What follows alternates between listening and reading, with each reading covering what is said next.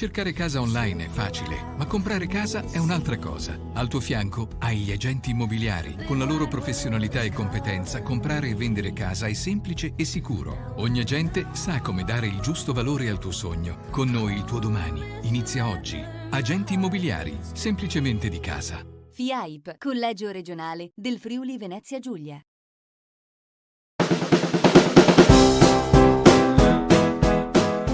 Claudin, il nuovo locale alla moda, nato a Cormons, dove la tradizione, il servizio e la qualità si fonde in un unico progetto, Claudin. In via Friuli, incastonato lungo il viale d'accesso alla capitale del Coglio, aperto dal mercoledì al lunedì, il martedì si riposa dalle 7 alle 14 e dalle 17 alle 23. Claudin, locale per palati fini e buongustai, dove si mangia, si beve e si respira bird, Coglio e quay. Sono Claudia Azzano, la titolare, e vi aspetto per le mie specialità. Cosa aspettate? Claudin, food, wine, music e sei in pole position.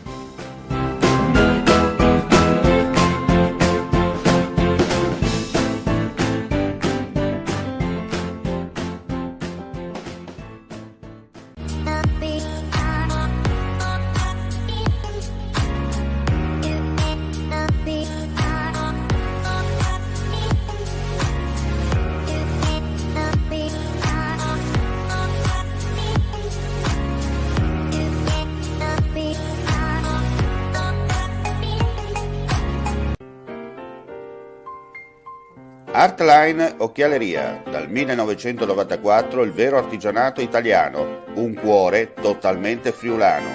Quando il Made in Italy è vero Made in Italy. Artline Occhialeria, a Forni di Sopra, www.artlineocchialeria.com.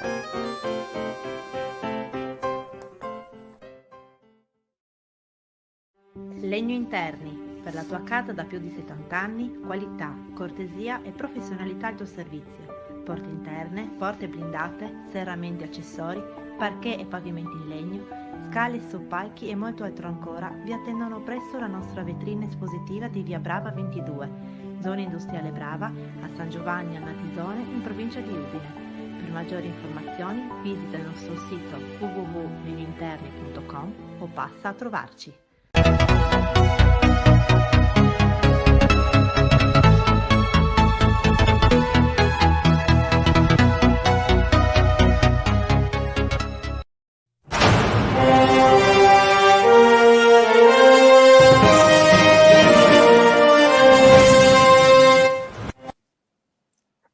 Cordiale saluto, gentili amici e amiche alla visione all'ascolto. Torniamo con linea diretta. Con noi già collegato Paolo Viezzi, presidente della Federcalcio del Friuli Venezia Giulia. Buon pomeriggio, presidente. Mi sente, presidente? È rimasto un attimo fermo il presidente. Ecco, è tornato anche virtualmente. Allora, buon pomeriggio Presidente, ben arrivato e grazie per la partecipazione all'interno del nostro programma. Buon pomeriggio a voi e agli ascoltatori. Bene, allora parliamo del progetto Lupo. Di che cosa si tratta? Ma il progetto Lupo è un progetto che ha origine comunitaria e che poi è stato recepito da alcune normative anche nazionali e che voleva in qualche modo favorire il rafforzamento delle popolazioni di lupo esistenti in Italia, cercando di ricostruire quell'habitat e quella diversificazione ecologica, che insomma la cosiddetta biodiversità, no, che tutti quanti cercano di perseguire sul territorio della comunità europea e per quel che ci riguarda insomma sul territorio italiano. Questo in sostanza è il progetto Lupo. Poi ovviamente nel tempo si è evoluto e ha assunto una serie di caratteristiche che sono particolari, insomma, che poi credo sia la ragione per cui facciamo questa trasmissione, no? Capire quali sono quelle particolarità. Ecco, anche per capire, Presidente, mi permetta, no? Giustamente anche per aprire una parentesi, no? Molto spesso insomma i cacciatori sono visti un po' come una sorta di persone, gente del male, via dicendo, ma nel vostro peregrinare nei 365 giorni l'anno fate anche attività sociale sul territorio e date anche un contributo importante per mantenere in sicurezza le aree dove magari ci sono problemi legati alla selvaggina o agli animali, insomma, che attraversano strade e via dicendo. Sì, diciamo, io è una cosa che tendo a ricordare spesso quando ho occasioni come queste, che in realtà il ruolo del cacciatore attualmente nella società è molto, molto diverso rispetto a quello che poteva avere 20 anni fa, 30 anni fa o 100 anni fa. Ormai il cacciatore è uno strumento al servizio della pubblica amministrazione per cercare di raggiungere quegli obiettivi di gestione della fauna che sono assolutamente indispensabili non per il mondo venatorio, ma lo sono per la società in senso generale, in un contesto di estrema antropizzazione, cioè l'ambiente nel quale viviamo non è più quello di 100 anni fa o di 200 anni fa. Le abitazioni, le città, i paesi, le strade hanno modificato in maniera ormai radicale l'habitat in un contesto nel quale però la selvaggina ha continuato a permanere e anche a proliferare. E l'eccesso di selvaggina, di fauna selvatica, di diverse specie sul territorio crea una serie di problematiche anche nel rapporto con le attività umane. Oggi il cacciatore è utilizzato dall'amministrazione regionale che ha la competenza della gestione della fauna per raggiungere quegli obiettivi di equilibrio fra le specie e quegli obiettivi di equilibrio fra la fauna selvatica e la specie umana con tutte le sue attività. Chiaro. Per cui la regione determina quali sono i numeri, le specie per genere, per classi, cioè maschi, femmina, quanti giovani, quanti anziani, quante femmine devono essere prelevate nell'ambito di una specie per mantenere in equilibrio il sistema complessivo, l'equilibrio dell'ecosistema. E allora voi attraverso questo progetto cercate insomma di mettere in pratica la teoria. Assolutamente. Diciamo che il progetto Lupo è un progetto che, se vogliamo, la critica maggiore che noi abbiamo fatto a questo progetto nello specifico è di non essersi calato nella realtà. Ci sono alcune zone nelle quali il lupo non può essere reintrodotto, ma è facile da comprendere anche, no? In piazza Primo Maggio a Udine sarebbe paradossale se noi avessimo un branco di lupi. Tutti potrebbero facilmente comprendere che tipo di problemi darebbe alla popolazione la presenza di lupi in centro a Udine. Sto ovviamente esagerando, ma per far comprendere qual è il tema. Quella stessa popolazione di lupi in un contesto che non è quello di piazza Primo Maggio, ma può essere il Tardisiano, è altrettanto problematico. Magari noi non lo vediamo, non lo percepiamo, ma è altrettanto problematico. Questo, per esempio, in Lessina è un problema incredibile perché il lupo è diventato un competitor non in realtà diciamo del cinghiale o del cervo che è in proliferazione, ma è diventato un competitor di tutti gli allevamenti che non riescono più in alcun modo a gestire la sua presenza, e quindi la gente, diciamo, gli allevatori chiudono le loro attività, lasciano la montagna, abbandonano la montagna, e questo significa poi creare danno ad altre specie che riescono a sopravvivere grazie alla presenza umana. E potrei citarle tutta una serie di esempi. Quindi il privilegiare una determinata specie rispetto ad un'altra e investire grandi risorse come sono state investite sul progetto Lupo, dimenticandosi tutte le altre, si crea quello squilibrio che non è solo uno squilibrio all'interno della società, degli uomini, ma è uno squilibrio anche all'interno dell'ambiente. Chiaro. Ecco, attraverso questi fondi che voi chiaramente avete raccolto non solo di tasca vostra, ma attraverso, come ha detto lei, iniziative legate a fondi europei e via dicendo, per dare insomma la sicurezza al territorio. Chiaramente lei ha specificato una cosa molto importante. Il lupo è un animale che vive allo stato brado, no? Fuori nelle zone eccetera, e chiaramente gioco forza la natura richiama, no? Perché quando il lupo è arrivato forse prima dell'uomo le città non esistevano, non c'erano tutte queste aree espansionistiche, e gioco forza insomma è un giro, è una ruota che gira, no? Se il mondo va avanti la ruota gira, e chiaramente il lupo prima o dopo, o come un altro magari animale selvatico, tende in un certo senso a riappropriarsi di quello che era in passato, in un passato molto remoto, il suo territorio, no? Certo, certo. Diciamo, la difficoltà di gestione di una specie come quella del lupo, che rientra nell'ambito di un più vasto progetto di tutela a livello europeo e che in Italia è tutelato dalla legge 157 del 1992, ma non gliela cito a caso perché parliamo di una legge di 30 anni fa. Siamo ancora ai criteri e ai principi di intoccabilità, cioè di tutela di 30 anni fa, quando il mondo era veramente diverso, perché l'evoluzione sotto profilo dell'ecosistema era completamente diverso. Era una specie particolarmente protetta, oggi continua a essere una specie particolarmente protetta, non è in alcun modo prelevabile, quindi anche se vi sono delle colonie in eccesso, oppure se si creano delle situazioni, diciamo, di ibridazione, perché i lupi poi hanno anche questo tipo di problema, spesso e volentieri accolgono nel loro branco degli animali, dei cani che non sono lupi ma che sono dei randagi, si ibridano, quindi non sono neanche più in purezza, perdono anche le caratteristiche tipiche del lupo, che è schivo e che quindi tendenzialmente rifugge l'uomo, ma quando diventano degli ibridi sono molto pericolosi perché assimilano quella familiarità con l'uomo e che li porta a stare anche vicino alle case. E dicevo, ma anche gli ibridi sono tutelati dalla normativa in maniera intoccabile, quindi non è possibile fare regolazione, e nell'impossibilità di fare regolazione non si può neanche far fronte a quella che è l'espansione incontrollata della specie. E normativamente in Italia siamo un paese dove è difficilissimo cambiare delle norme quando bisogna prendere atto che anche quando bisogna prendere atto che quel cambiamento è necessario, soprattutto quando si parla di animali, perché ormai siamo una società che ha adottato gli animali, li ha umanizzati, cioè li ha talmente cambiati, li ha talmente trasformati, li ha talmente idolatrati che li ha fatti diventare degli esseri umani, ed è una follia. Cioè, adesso fermarsi un attimo, è una follia.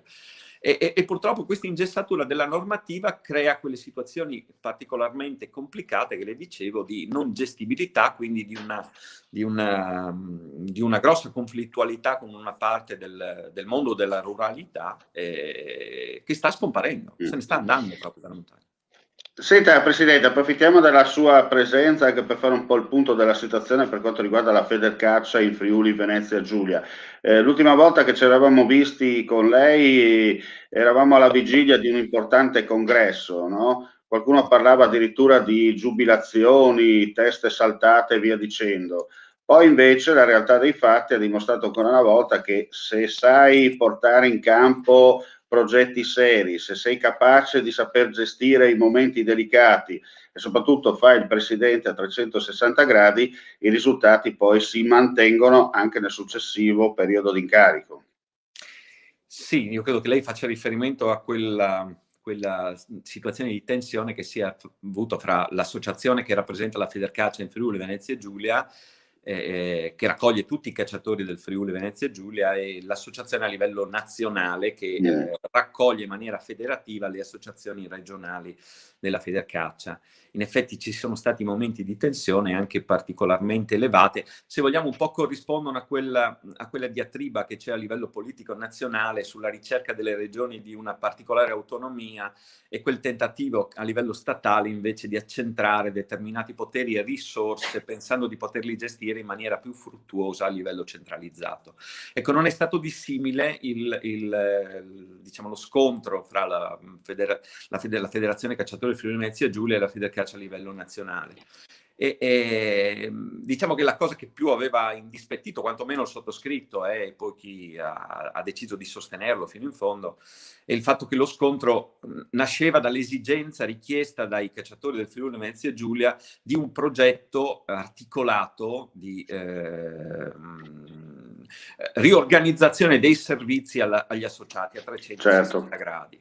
Quindi con la richiesta di investimenti anche importanti su un territorio dove la Federcaccia a livello nazionale da anni mancava, e se vogliamo questo risultato poi in quel confronto che lei ha ricordato anche particolarmente aspro, sembra adesso trovare una definizione in senso favorevole ai cacciatori del Friuli Venezia Giulia, perché uno, diciamo, degli accordi che sono stati raggiunti di mediazione è proprio quello che porterà la Federcaccia Nazionale ad investire delle risorse per un centro multifunzionale che verrà creato anche diciamo, per obiettivi di formazione, non solo dei cacciatori, ma anche di formazione di chi vuole avvicinarsi alla gestione faunistica sul territorio regionale, pur senza avere una licenza di caccia o necessariamente un fucile da portare con sé. Chiaro. Insomma, le doppiette hanno sparato giusto sto colpo, dai. Sì, penso abbiamo fatto centro, no? Per poterla seguire. Avete risparmiato i colpi, ma soprattutto mirati giusti, dai, tanto per essere chiari. Sì, esattamente, sì. Bene, Presidente, altre iniziative per questo 2021, chiaramente seguendo la logica e le direttive dei DPCM in corso e futuri?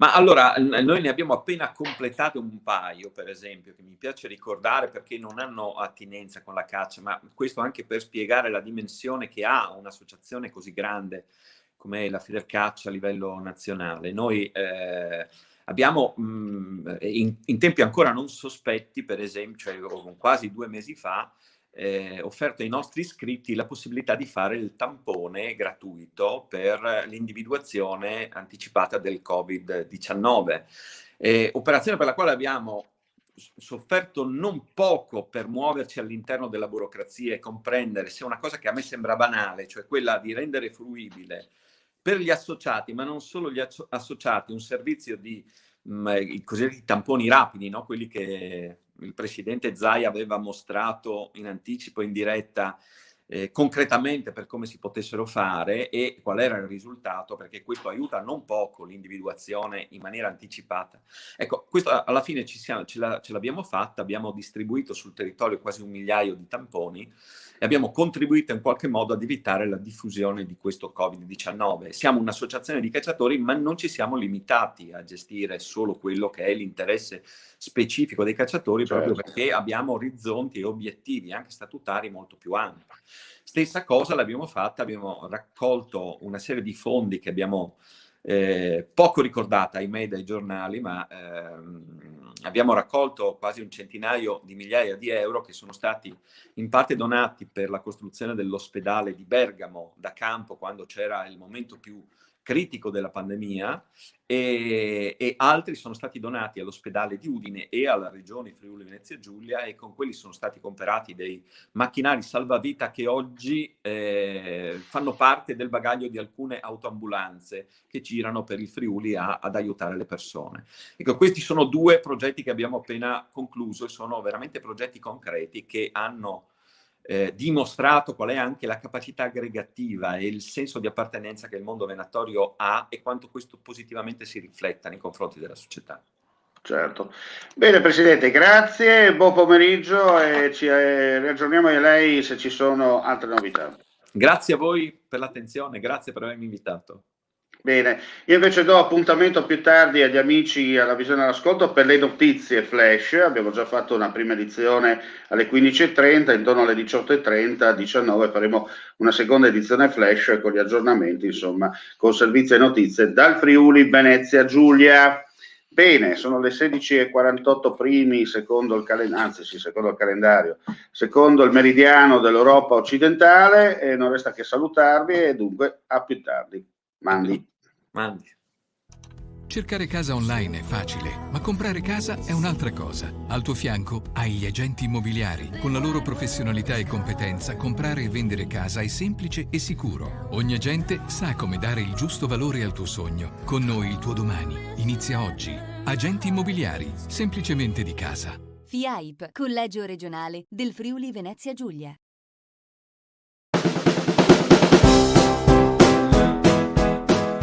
Claudin, il nuovo locale alla moda, nato a Corbons, dove la tradizione, il servizio e la qualità si fonde in un unico progetto, Claudin. In via Friuli, incastonato lungo il viale d'accesso alla capitale del Coglio. Aperto dal mercoledì al lunedì, il martedì si riposa dalle 7 alle 14 e dalle 17 alle 23. Claudin, locale per palati fini e buongustai, dove si mangia, si beve e si respira bird, Coglio e quei. Sono Claudia Azzano, la titolare e vi aspetto per le mie specialità. Cosa aspettate? Claudin, food, wine, music e sei in pole position.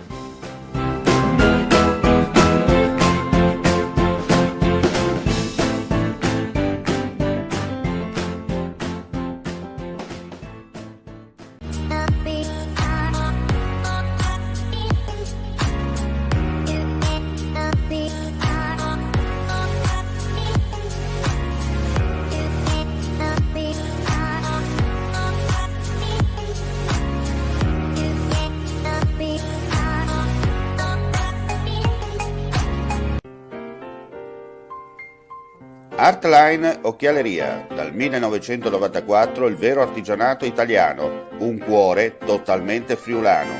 Quando il Made in Italy è vero Made in Italy.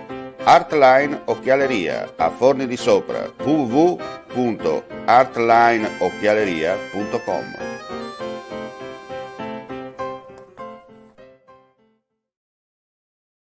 Legno Interni. Per la tua casa da più di 70 anni, qualità, cortesia e professionalità al tuo servizio. Porte interne, porte blindate, serramenti e accessori, parquet e pavimenti in legno, scale, soppalchi e molto altro ancora vi attendono presso la nostra vetrina espositiva di Via Brava 22, zona industriale Brava, a San Giovanni a Natisone, in provincia di Udine. Per maggiori informazioni visita il nostro sito www.legnointerni.com o passa a trovarci.